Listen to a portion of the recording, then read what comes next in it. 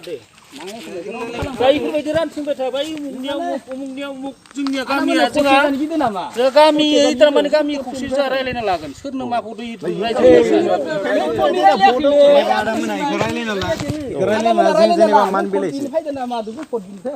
माथो साबेखौ बावनो फैदो एयानो नोंसोर गामिनिया मा मिस्ट्रि सोलाबदों माबाखाय इलेक्सन खाथि साबालखौबो माला माबे सुक्तिया जाखो माला जाखो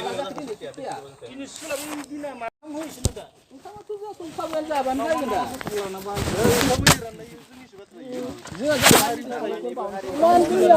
रायजो राजाया सिगांनिफ्राय न' गारनानै जों आन्दलन खालामखांबाय दा नोंथांमोननि गामिनि आदामोननि गामिनिया न' सावजालायबाय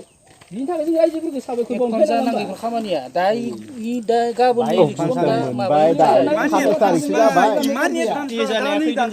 मानो खुन्दुं माबा कम्बलखौ मानो रानगासिनो दं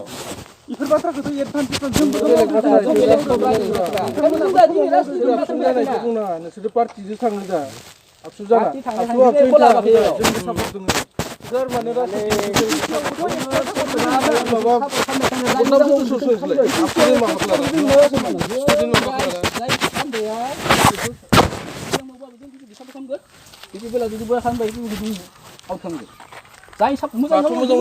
दिनै बर'फोरखौ सोखावबायानो थादो सोर सोखावदो दिनै 15 बोसोर जाबाय गेलेना मा ओंखायनोथ' सोर सोखावदो इउपिपिएलआ माबोरै बुरजा सोखावखो मानो सोखावाखै बोरै सोखावखो दे माबोरै सोखावखोलै बोरै सोखावखो दे खोथानाय नोङो एन्सारखौ बर'थ' बर' इदिनो सोखावजोब्बाय आबसुफोरा माबानानै सोखावदो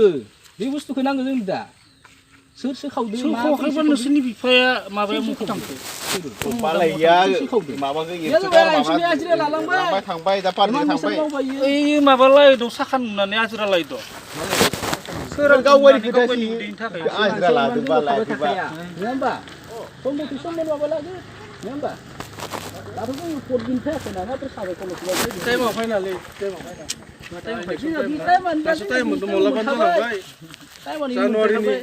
दिनै फेब्रुवारि मार्चनि मोनफैलायबाय मास मोनसे माथो मावखो नोंसोरलाय माखो होनखो आं बे बुस्थुआ मोनफैयाखै होनना बुंबाय जोङो भट बिदों नामाय बेखौ नाय बेखौ लिरनाय गैया माफोरखौबो राननानै जोंनो गासैबो जोंनि आबसुफोरा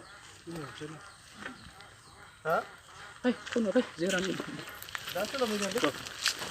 जों टाइम हराना थांदों